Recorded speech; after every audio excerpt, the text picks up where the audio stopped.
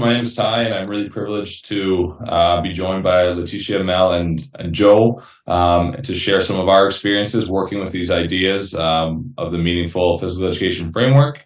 And so a big thank you to Stephanie for bringing us together and allowing us to speak on something which I think each of us are very passionate about. So the content of the presentation is essentially trying to explore this idea of what might the implementation of democratic and reflective practice, as well as this idea of prioritizing the features of meaningful phys ed look like in various contexts.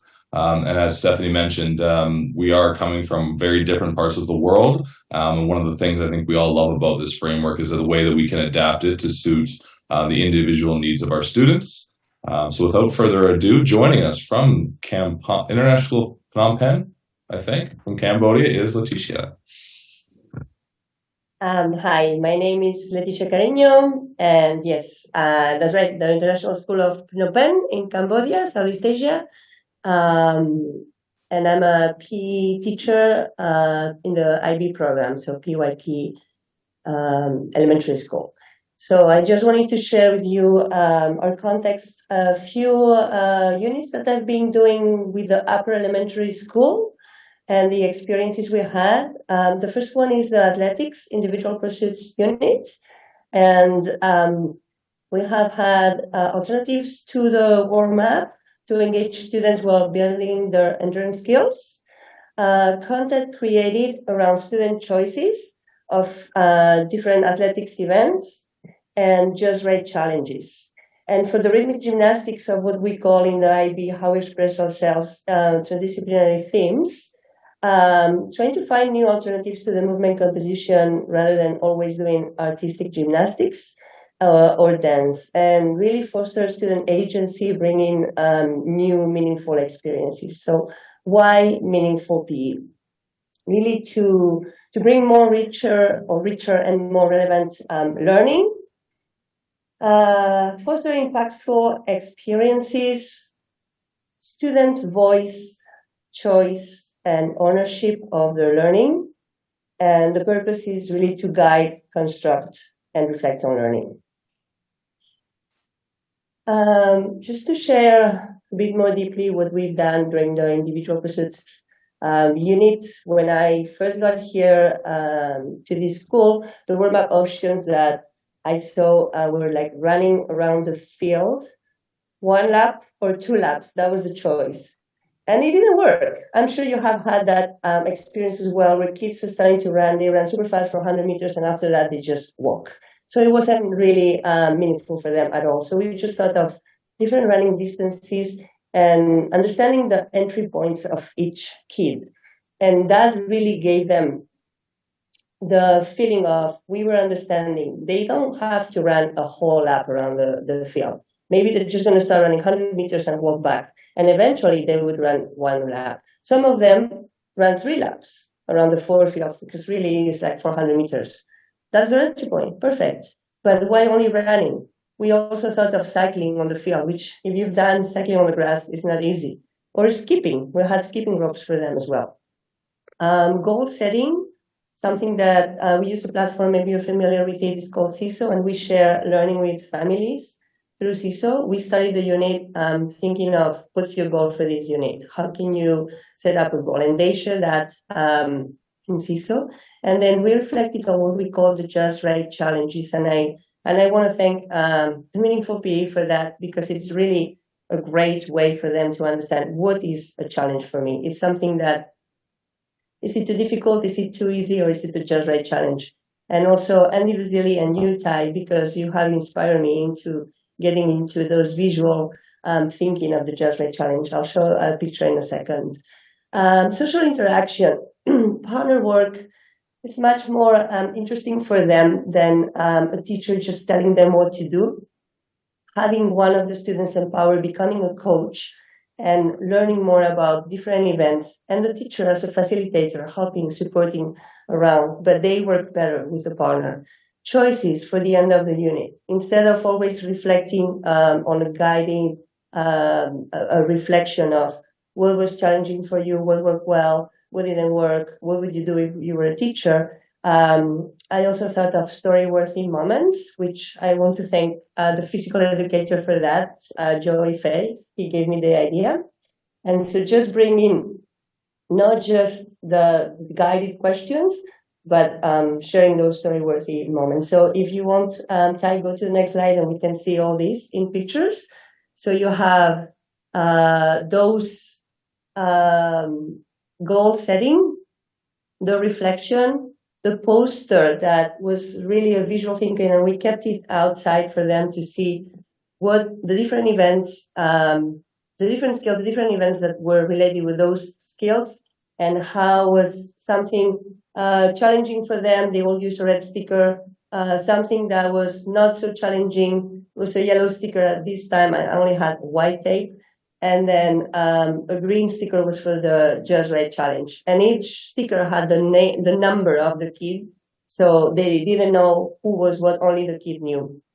And you had also the story-worthy moments option as a reflection. We can go to the next one. And this really quick, again, building that stamina as students owning their own learning meant that when we had the sports days, kids really enjoyed the 400-meter race that we had and the relays. We had a cross-country race happening at our school for secondary and elementary students, grade 4 and grade 5, jump into it, and they even won some gold and bronze medals. And there's a half marathon in Angkor Wat, and students were running not the half marathon, but joining 3, 5, and 10K. How awesome is that, right? So we can go to the next one. I know I only have 10 minutes. And then it's the second part I wanted to share with you is the rhythmic gymnastics. So again, that was an option to always doing artistic gymnastics. So I started this unit with a provocation, having all the features of meaningful PE in different posters. And I had the kids sitting down. You can see a picture of how they are writing that down. So they had all the features, and I added one. I said it was creativity, because for the rhythmic gymnastics, I thought that was important as well. And I had some guiding questions for them. And so they would just add in 2 or 3 minutes, they had markers, they just added what they thought they were or answer those questions, and we passed them. So it took good 15, 17 minutes. It was 2 or 3 minutes per poster. They could add into what the other kids were writing down. And it was really a meaningful way for them to start understanding what rhythmic gymnastics was and why we were doing this unit. So here's the example of the personal relevance one. Another thing that I did in this unit was try to do alternatives to the traditional ways of grouping. Before, I used to say, okay, we're going to do groups of 4, 2 boys and 2 girls. And I realized that that doesn't work. Some kids prefer to be on their own. Some kids prefer to be with their partner. Maybe groups of 3, 4, 5 was the maximum. And why mixed gender? They work better with their friends. Let them be with whoever they want to be, and make those experiences really meaningful and intense for them. Also, fostering ways to manage the lesson time. So different ways to sharing at the end of the unit, the lesson. So the first day when they had to share what we did based on the success criteria, the whole class was sharing at the same time. And then I had half of the class sharing and half of the class watching. And then I have groups of three groups sharing, and then the rest watching, and so on. So it really gave them alternatives to sharing, and also kind of practice to get in front of an audience. Reflecting throughout the experience and at the end of it was very important. And really creating, again, those opportunities to experience those challenges, joy, fun, and develop the teamwork and all the skills. And also think of how is this relevant for you? How can you connect with this outside of school? And I would like to finish with a reflection piece from a student. That was what we had in CISO. And most of the reflections, I give them the option of typing or recording, but oftentimes they record better than they type. They don't waste so much time. And so here, I would like to leave you with these students and... Okay, so in rhythmic gymnastics, from this experience, I think it was set up as a just right challenge. And then this unit has done things the same because I went to a camp, the Sofitel camp, and there we learned how to do artistic gymnastics. I know it's not the same thing, but to me it kind of is. And yeah, we worked with a lot of people, and I was able to build more friendship and trust with other people. And I think I improved my gymnastic skills because now I'm able to do a front roll and a back roll when I used to not be able to. And yeah, this was fun.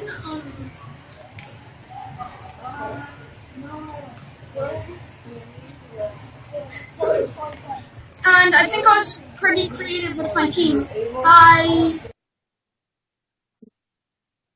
Thank you. Awesome. Thank you very much, Leticia. So again, my name is Ty. I teach in Calgary, Alberta, which is in Canada. And I'll share a little bit about the same thing in my school context. I'm blessed to live on a beautiful country campus. It's a K-12 international baccalaureate school. And a lot of in our phys ed program, traditionally, there's been a really strong link between athletics. It's been for a long time. It's been a very sports-centric competitive program. And the desire of, especially our middle school program, has been to feed our school sports. So that's been an area of change. So the unit that I'm going to share is really kind of how we start the school year in kind of our upper elementary school, which is kind of our grade 6 students who are kind of 11 or 12. But before that, some of the things that really attracted me to the meaningful phys ed framework is really, I would just say, is really that I think of it as a pedagogy or a framework of an or. Sorry, of an and.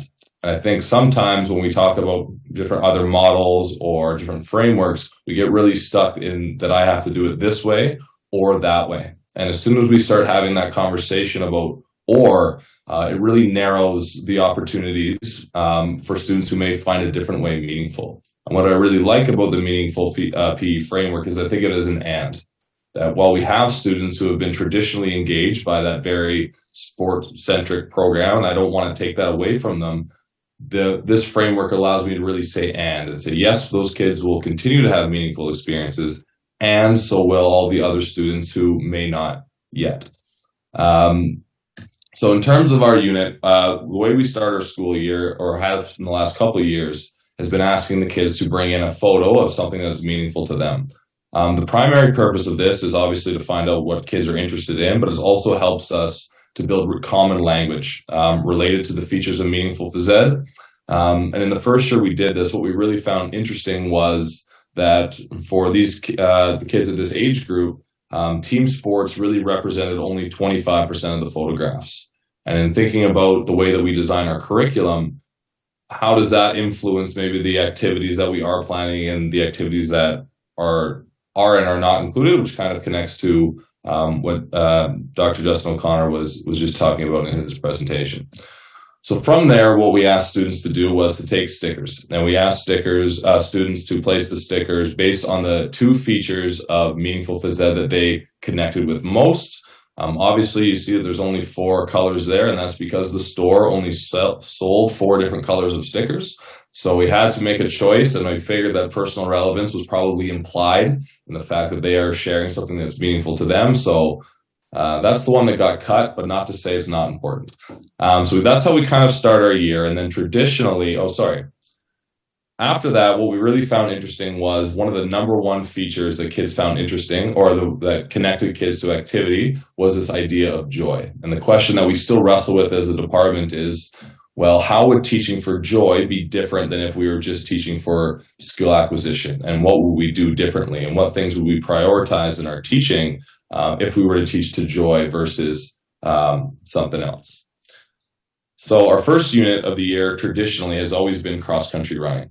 And kids from grade 3 all the way up until grade 8, just first unit of the year, we run cross-country, and it always is going to culminate with a cross-country race.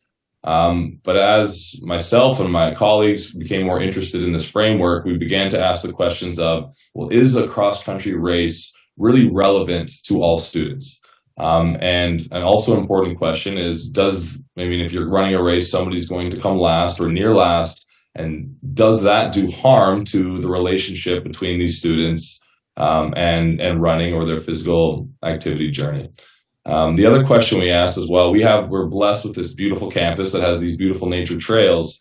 Is cross-country running the only way in which students might engage with those trails?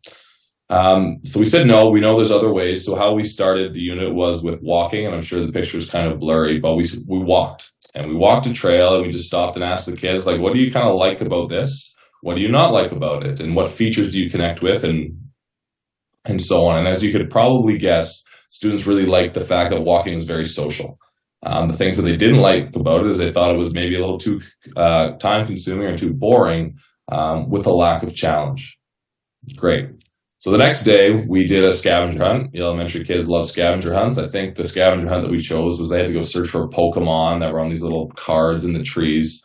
And we asked them about, what might someone find relevant or meaningful about doing scavenger hunts? And kids had different ideas. Some kids really liked the idea that they got to choose whether they were going to run or walk. Other kids they got to choose to be with their friends and how competitive they want to be. So there were a lot of different things that kids found meaningful about searching or finding.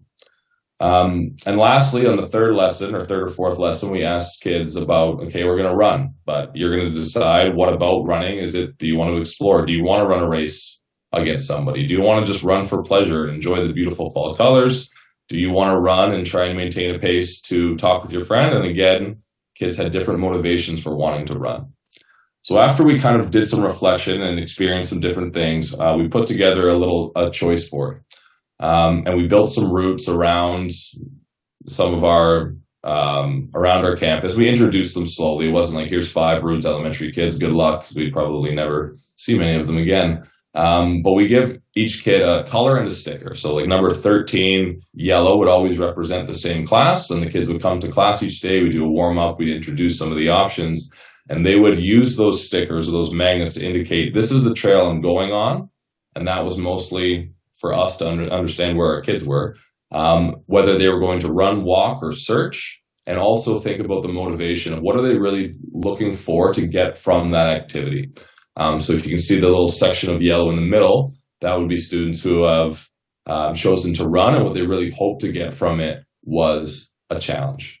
So as the unit went on, we would introduce other challenges. We call it the Twin Towers, because there was 2 hills. And when I say a hill, probably like a 10-meter incline, but to an elementary kid, it was like, I don't know, Everest. So they were really motivated to try and overcome the Twin Towers. So as the unit went on, we brought them back for a bit of a reflection. And the reflection was about trying to understand not just what you liked walking, searching, or running, but understanding what about that experience really attracted you to it. Were you somebody who was motivated by challenge? We kind of did a little gallery walk with the kind of mural or collage that we'd shown before, with the choice board, as well as their initial kind of reflections based on their experiences with running, walking, and searching. And we also asked them to consider how they might take action outside of school. And like Leticia, we use Seesaw, and so this was one of the audio responses that we received from a kid. Who we are in the outdoors, I often choose to run.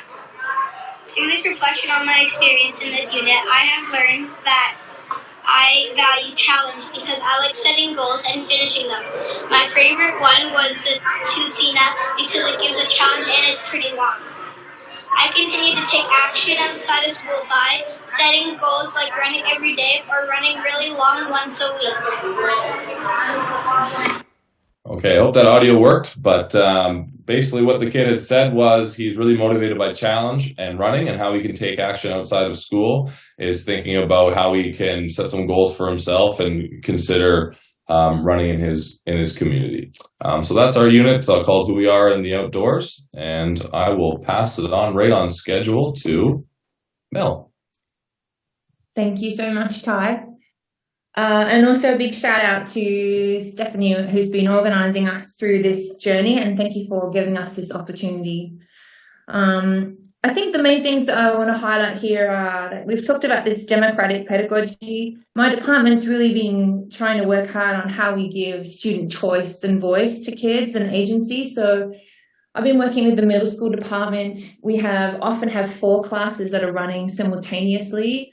And so while I have a base class that I get to know and work hard with, once or twice each year, we get the kids to choose a series of activities under a theme. So the one I want to present today is the individual pursuit unit work we did. And so we gather the kids together and we talk to them about what their options are. And we explain that the assessment task will be the same standard regardless of which choice they are going to take for this unit. So it gives the students some ownership and direction about how they might like to demonstrate proficiency. And what we found is it really gives kids a chance to be inclusive. Often they'll gravitate to where their friends are. So we've had to have that conversation about whether they're making choices that are relevant and personal to them and are going to bring them satisfaction in this space, or hardship. To do 8 lessons of gymnastics if you really hate it is difficult just because your friend is there. And then I really wanted to focus hard on challenge with my kids. I felt that they see PE a little bit as a recess space. And so I really wanted to consider with them how they might challenge themselves and what that might mean to them as learners. And so I worked really hard on the reflective part of this so that they could become more aware of what they were unpacking through these different units of challenge and what was speaking to them, and to try and take away some of the judgment that comes with challenge. So for me, Meaningful PE creates a really clear framework. I think it informs sort of the how and why. So I know that there are units that my department has chosen that we teach in our curriculum, and I know that we're working with particular standards. But this creates a really lovely framework to sort of guide our questions and thinking about what are we preparing for our students? What questions might we have through these different lenses? And then my sort of in the moment decision making of my lesson about, well, are these kids having fun? Is this the right social grouping for them? Are we really focused on the right motor competency and skill? Why is this not working? Like, why is this not, maybe it's not relevant to kids, or maybe they're really good at this because they are already highly invested in what they're doing. And so it's trying to unpack their previous knowledge as well. I also have found the Meaningful PE really reflective for me as a practitioner to consider what I'm looking at and try and assess what maybe my bias or assumptions are as someone who enjoys being active as well, and try not to put those onto kids. What I'm hoping to see and what they are hoping to get out, should be important to discuss. Thanks, Ty. So the units that we went through in this choice individual pursuits was around the units I was teaching, I should say, or running and rock climbing choice units. And so what I wanted to do, instead of trying to double up the work that I was trying to create, knowing that I was using the same standards and that I really wanted to focus on challenge with the students, was to consider how they could be sort of partners with me in this process. So what we did was we sat down, and in the first lesson of each, we had a conversation about how we were going to move forward in this unit, what their prior knowledge was or what their engagement in these activities, why did they choose this unit, so they could be really clear about why this was important to them. And then I used the Meaningful PE framework to consider, okay, how are we going to group kids? How did they want to be grouped, and what was going to be really important to ensure that some of my more quirky and gorgeous kids were still involved in this activity and had buy-in. But also rock climbing and running can be super individual, and to allow kids to experiment with both of those things. I was really keen to find out with the challenge piece, like what was challenging for kids, and try and unpack some of the depth of knowledge. Was it going to be for running? Was it going to be about, fitness? Was it going to be about mental challenge, that they couldn't run or didn't feel comfortable running or had assumptions about themselves as runners? And then for rock climbing, same thing. A lot of them were very concerned that they were going to be graded about reaching the top of the wall. And once we started unpacking that together around the fact that the challenge doesn't necessarily mean to overcome a certain height, they were really excited to get much more involved in the unit. So I used Padlet, which allows kids to sort of post things on a wall, and there's an example on the right of the screen here. So we were doing reflective questions. I asked the kids a question each lesson, and then they had to write. I wrote an exemplar for them to follow. They then went away and did the writing, and then I commented on each person's work. And we sort of looked at the beginning of each unit. So, for example, for running, I asked them what they wanted to know, like what really interested them, and then I sort of used those interest points through my lesson series.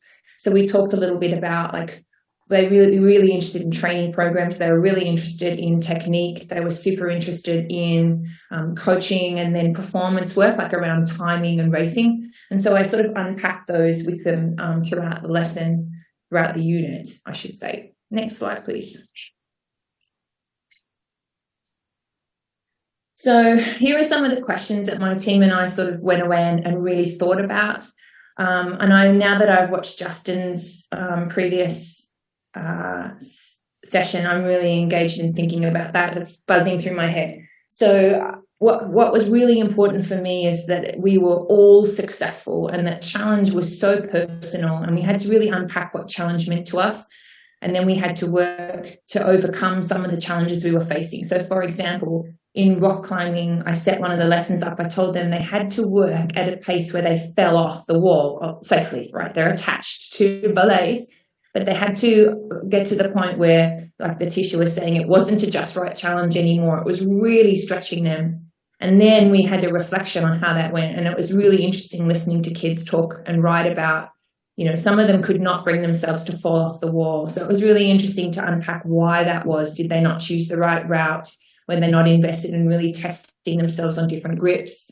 Was it that they didn't want to fail in front of others? Like, what was it that was causing them to have such an inhibition about falling off the wall? And for my runners, I set different opportunities. There was choice tasks in the running. So they could either choose to look at like an interval session or a long distance session or a walk. And so they got to choose how they wanted to challenge themselves each session and then reflect on where they were at. So everybody was working in their own zone or just outside of their zone to see what was challenging and how that impacted them. Next slide, mate. So again, like, how are we finding fun and how are we checking on kids' fun? And when we're talking about challenge, like, sometimes challenge and fun are so closely aligned.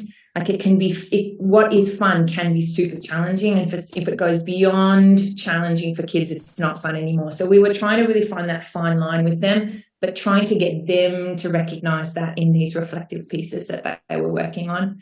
For my runners, I finished with a race and I pulled out like this massive clock that we have, and that just freaked them all out. So it was also about how do you overcome the mental challenge of an event, or same with the rock climbing, we got stopwatches out and they started timing themselves as part of the options for challenge.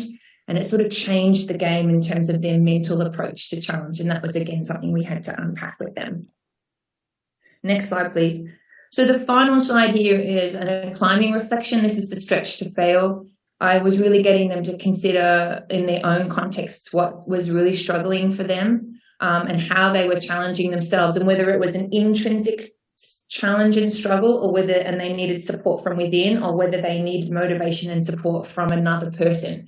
So we were really looking hard at, okay, this is challenging. It's super relevant because I've chosen this unit and I'm having fun, but it's right on the edge of fun. But now I've got these strategies, these internal intrinsic motivational strategies, or I need this extrinsic, like teacher or peer or coaching support to reach these goals. And so we were starting to unpack use of technology, filming them while they were running and climbing so they could watch and get technique support. We had stopwatches so they could time themselves if they wanted to do that. We then went and asked someone to come and work with some of our climbers around different grips and different routes, and looking at how we might plan our own climbs on our wall. So it sort of has led to like this spiraling out of all these different tentacles heading in different directions for kids based on what they found challenging and where they wanted to take that. And our reflective questions were really broad to allow all of that individual context in the unit. So I guess my main takeaways are that meaningful PE is a beautiful layer, and I think Ty summed that up. It's an and, it's not an or to take away something else. to help for me to discuss the how and why conversations in my department. There's a real focus on student agency and autonomy and ownership of the learning. It's a partnership with us. It's not me telling them exactly what they should be doing all the time. And a focus on how they're connecting, like there's a real connection between these different pieces of meaningful PE, which has been super important. I really have loved building language and context and opportunities, and offering lots of experiences that hopefully they're creating more depth to these units, and it's really resonating with them as they move out of PE and back into their own community to look for these opportunities. Thank you so much.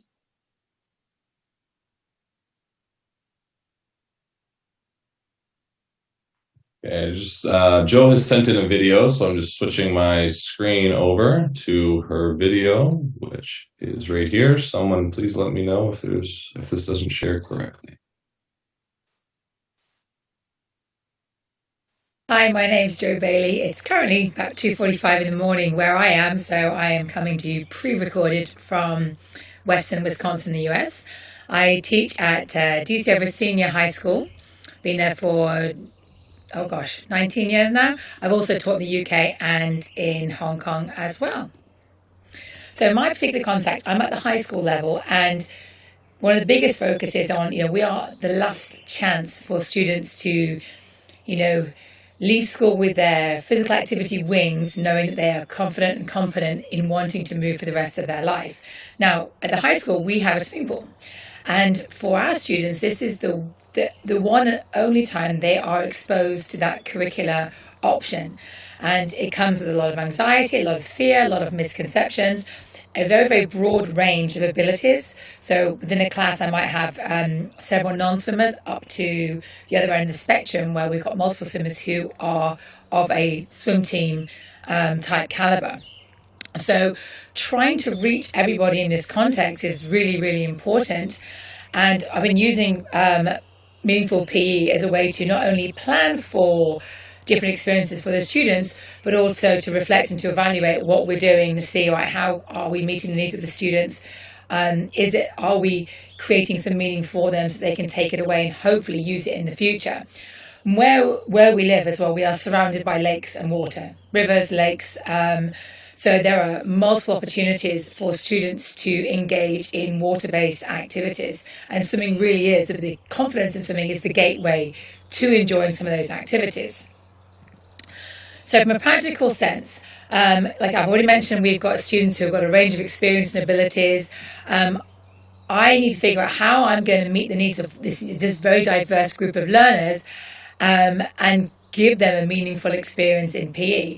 Now, I love using Alex Becky's kind of equalizers, like when do I, turn up the dial on making it more fun, but provide the right amount of challenge, get that social interaction in there. So it's this constant adjustment process going on to try and find that kind of sweet spot that's going to hopefully meet as many students as possible. And the overarching goal is, how can I make this fun for them, particularly when they're coming in with a lot of apprehension and so on. And it is the one unit where we have lots of students who try to get out of it, come up with all sorts of excuses or ask for one-on-one teaching, and sometimes they disappear. They literally don't show up to class. Now, we do have class 5 days a week for a semester, and our swimming unit is normally around 15 days, so about 3 weeks long. So first of all, improved motor competence. Lack of confidence is a huge thing here. So at the beginning of the unit, we do videos of a couple of strokes, and it does not matter what it looks like right now. This is just today. But at the end of the swimming unit, we do an after video and then use iMovie to create side-by-side images and videos of their before and their after. And this is one of the most eye-opening things for students to see, because they don't necessarily notice their day-to-day improvements. But when they see them side-by-side, it is such a powerful motivator, and for them to see, oh my gosh, look how much progress I made. We use a BLAPT acronym to analyze their strokes. They're looking at, right, what's my body position doing, what are my legs doing, my arms, my breathing, my timing, and we work on that throughout the course of that. But for them to see, I have improved, and for them to feel that improvement is huge. And the nice thing is, it doesn't matter where they're at, whether they're a beginning swimmer or they are already, a pretty proficient swimmer. Every single one of those can see improvements depending on where they're at. So it is equitable for all students, which is obviously hugely important. No student should come in thinking, I can't be successful in this because it's completely new to me. So selecting the success criteria is very, very important in that sense. From a challenge perspective, I continually provide warm-up opportunities where there is choice. So again, thinking of meeting a diverse pool of students with different abilities and experience levels, how can I incorporate some of the basic movements they might know to help them feel comfortable and gain confidence in the water if they're a newer swimmer, versus, hey, there's some different strokes and different techniques that you might try if you're a more advanced swimmer. So things like swim go, we do mask and fin challenges as well. And I always encourage students to come up with their own as well, because while I have ideas, I want to bring my students into that process to add to the bank of ideas. And the nice thing is then they can learn off each other as well. It's like, I'm a resource for you, but you are resources for each other and also have great ideas that we would like to share. Students also create their own performance goals as well. So again, individual to them. Personal relevance, as I mentioned, we are surrounded by water. Everything we do, we try to link to when it could be useful for them. That the whole concept of what's in it for me. We have 2 aquatic centres within a mile of our school, which is incredible. And like I said, multiple lakes and so on. So during the unit, we cover water safety, we cover using different types of equipment so that if they want a canoe or kayak or stand-up paddleboard, they're aware of some of the safety parameters with that, and they've gotten to experience it in a safe pool environment before potentially going and participating in that on a lake environment instead. We do games and so on because we know if they're going to a public park, public aquatic centre, then having some ideas of different ways to play games is awesome for them to be able to draw on too. And the other part of reference is, we want them to know how to not only help themselves but help others. So I always use the example of, you have siblings, you might have younger siblings, you may have family members who are unfamiliar with swimming. Down the line you might have your own children, and understanding how to help them learn how to swim can be a huge advantage as well, because it is a life-saving skill, and again, it's a gateway to so many different activities.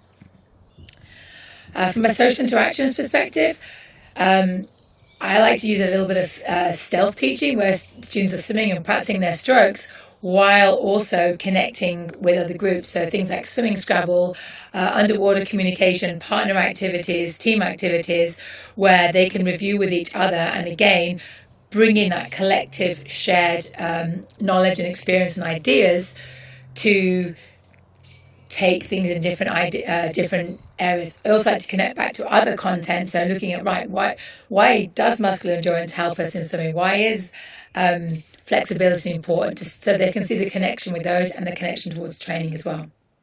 Now, probably the biggest part of this is the reflective part.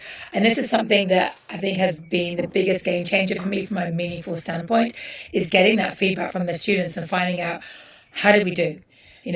Did you feel that your skill level improved? Did you enjoy it? Were you challenged to an appropriate degree? Were there social opportunities? Were they positive? Did you improve?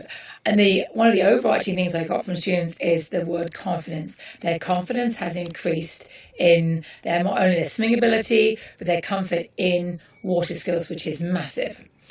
I've asked them, what was the most enjoyable part for them? There's a range of comments on here, and just like all students, they are very different. Some highlighted scuba diving when we had an instructor come in to give them a beginner scuba dive experience. Some mentioned the games, some mentioned the survival part. We had others who were learning about rip currents and other life-saving skills that could help them as well.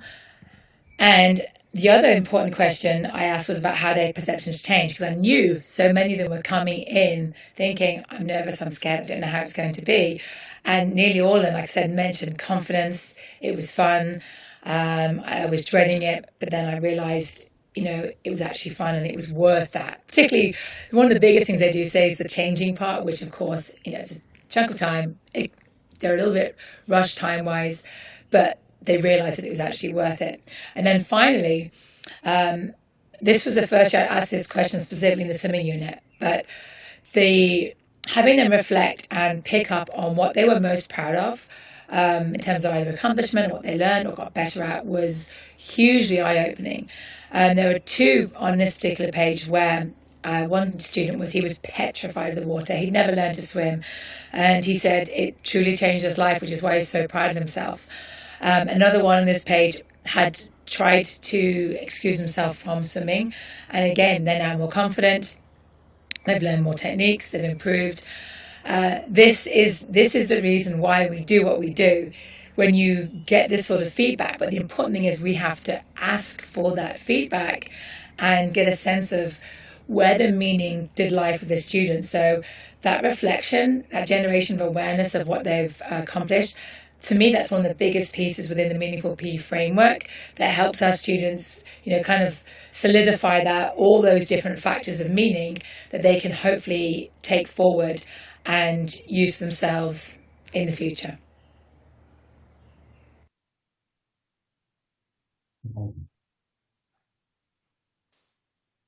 Again, okay, I'm back. So thank you, Joe.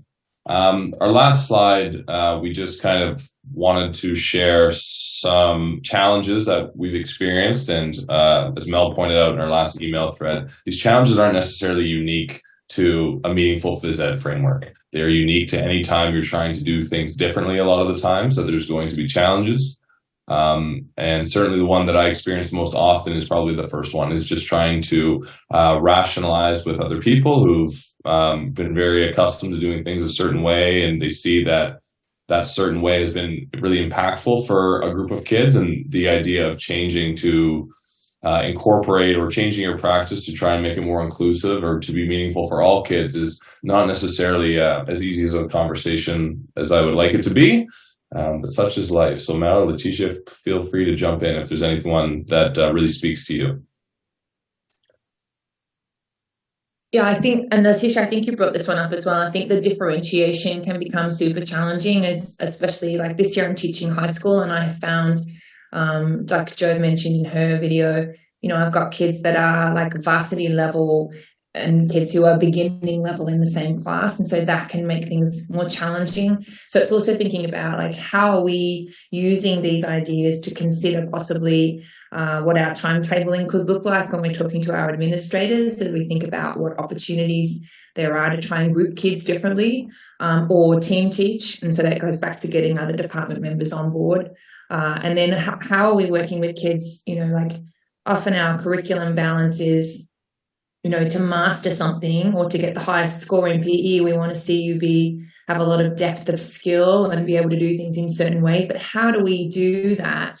And how might we measure other things? Like our curriculum sort of really pushes that skill work. And so it's been trying to, for me, that curriculum design of how can we offer brand new experiences later in our high school PE area when I know that kids are not going to necessarily master according to the current curriculum document that we're using. So I'm finding that to be super challenging as well.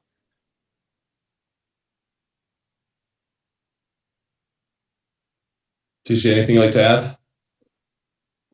Awesome. Well, thank you very much. All of us are on Twitter. I think that's where I've got most of my good teaching ideas are from these three colleagues. So creep their blogs. That's where all the goods are. But if there's any questions, I think we're happy to answer them. But thank you again to Stephanie and for having us, and for everyone for attending. Thank you.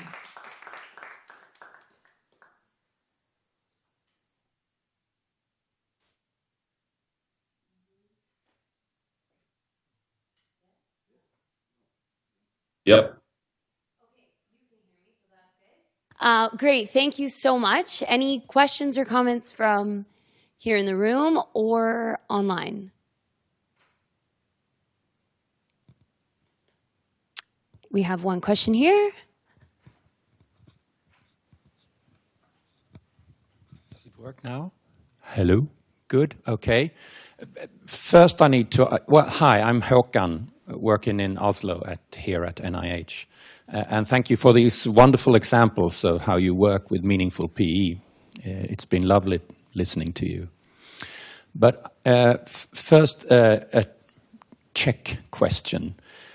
So have you worked together? Have you discussed your work together as a group?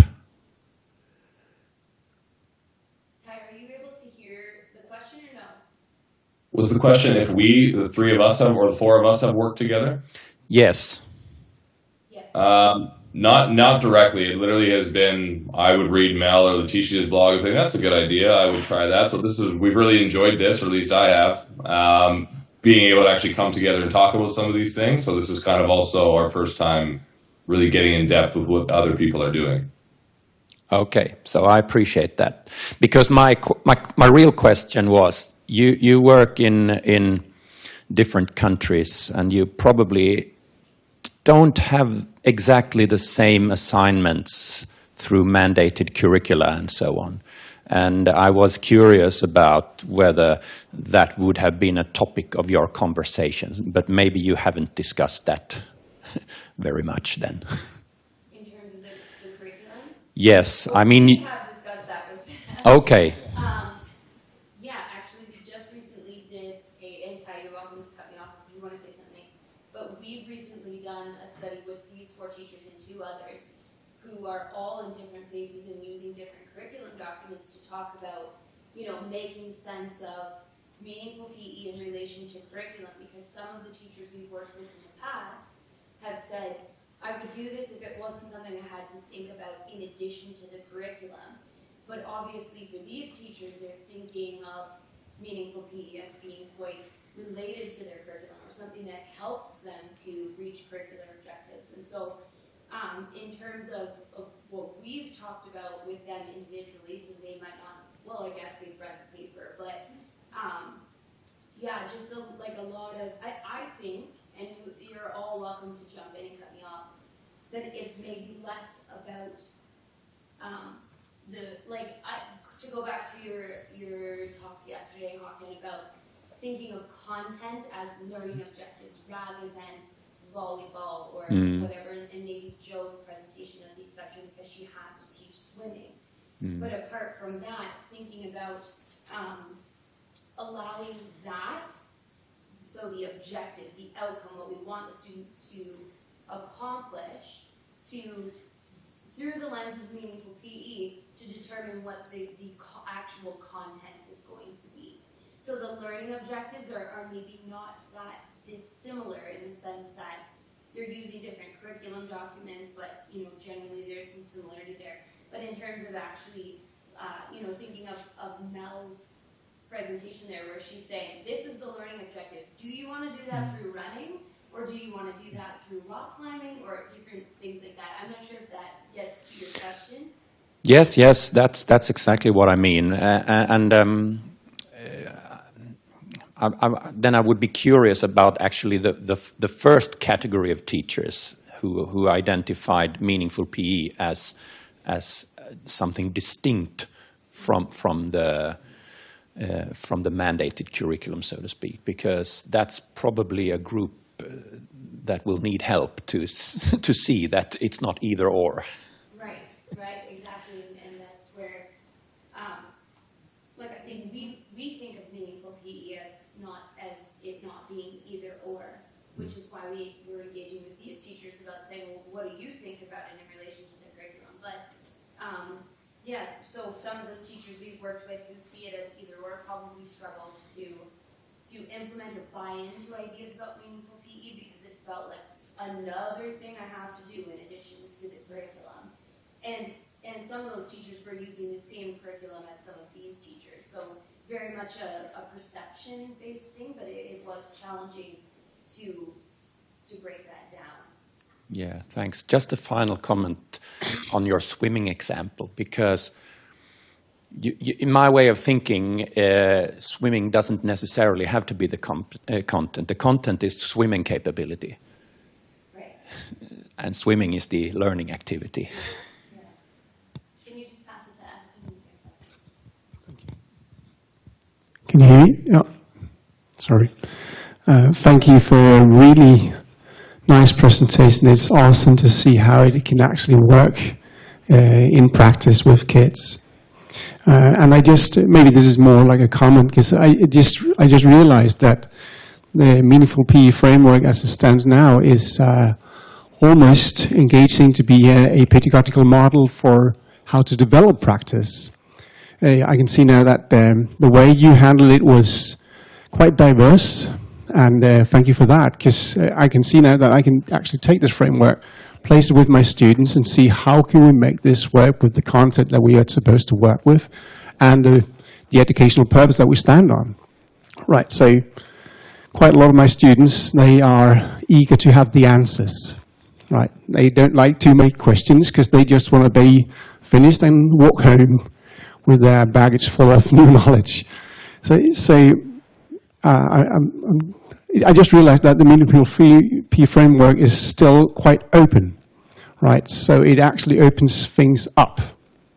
And this is why I just thought like it could be a good model for teaching in teacher education as well, so they can figure out how it fits or can fit within their own practice. Yeah.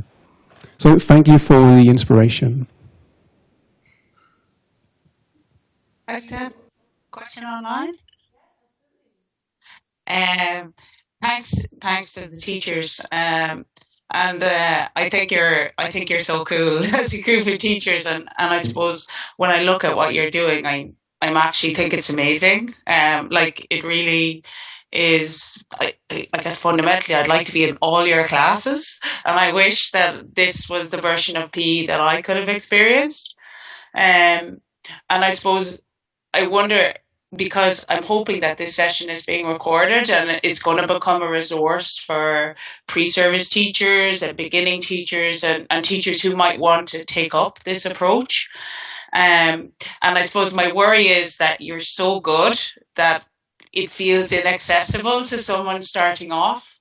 And we're currently looking at trying to find a starting point. So I appreciate that Espen likes the openness and the flexibility, but sometimes getting started needs a concrete starting point and, little wins. And I just would love to get some advice on, given that you've traveled this journey, what advice would you give to someone getting started or, going, okay, I want to be Mel Hamada or I want to be Riddick, but where do I start to start that journey? I can go if somebody can jump in. I would just say, I think the big thing is just probably starting small. Like we're trying to think about trying to design what would a whole year of a grade level look like if we were trying to design it all around meaningful experiences. I've been thinking about meaningful experience for a while, and that idea of one grade level is like daunting. And it causes me stress. So I would think probably really small. It might just be looking at a lesson. Look at one lesson, and maybe you're using the equalizer or that Alex Becky's equalizer, which Joe talked about. You're just simply watching that lesson and thinking about those features as it's happening. Could be just a really small way to start, or just thinking about designing one unit or designing one lesson where it's, for this lesson, we're really going to prioritize these features, or we're like let's see what choices might we give kids to demonstrate their achievement related to whatever standard it is. So. Yeah, I would echo what Ty said, start small. And I think what really worked for me was talking to the kids a little bit about, like, today I'm really, really focused on this thing. Like, I'm really, really focused on how we're grouping and working with others, and sort of start with that layer with kids, like, so that I was being super deliberate and sort of giving them my reflective conversation as a starting point. So today I've grouped us in this way. I'm really curious about this, and then some kind of reflection at the end of that lesson or at the end of that series of lessons where we're just looking at social interactions and groupings to try and make them much more aware of how they were being inclusive and how they were leaving other kids out, and why they might be doing that and how it feels, to kind of give them that empathy piece. And then in my own mind, as I'm watching the lesson unfold, I'm not ever giving I'm not ever saying, now you find a partner. I'm giving very direct instruction about how I'm making groups, and I'm making notes about who's interacting with who and how successful that's going. I'm checking in with kids. Like, that would be my primary objective as the teacher in that lesson. And then once I'm doing that and that's ingrained and we've now got that in our practice, I'm now adding the next layer. Like, I'm just rocking that way, because it's too hard to take everything on all at once. And some things have a much bigger impact than others, like that social interaction and team grouping, and the way that you do that as a teacher really can have a huge knock-on effect to all the others that are in the meaningful PE framework. That's what I found anyway. And for me as well, start small, that's the key, but also be open-minded that it's okay to fail, and be vulnerable with the kids, and they understand. I think the first time I talked to them, I said, well, we're going to try meaningful PE. I think I just said that. So it's okay to just like share with them, go through your mind, and be ready to fail. It might happen, but yeah, try something. Don't be scared. Don't be scared, because when we stop ourselves from, I don't know how to do that, and so I'm not going to teach it because I don't know how to do it. Well, maybe the kids know. Do the democratic PE. Be more open-minded. You might not have, you might not know how to do roller skate or skateboard. Maybe they know how to. They can teach each other. So these little things that oftentimes as adults we stop ourselves from teaching things because we don't master them. I think that's the key as well. Change that mindset and challenge yourself to do something new. Thanks, everyone. We'll do our best to try and keep up with your innovation, and we love following your journeys. Thank you for sharing.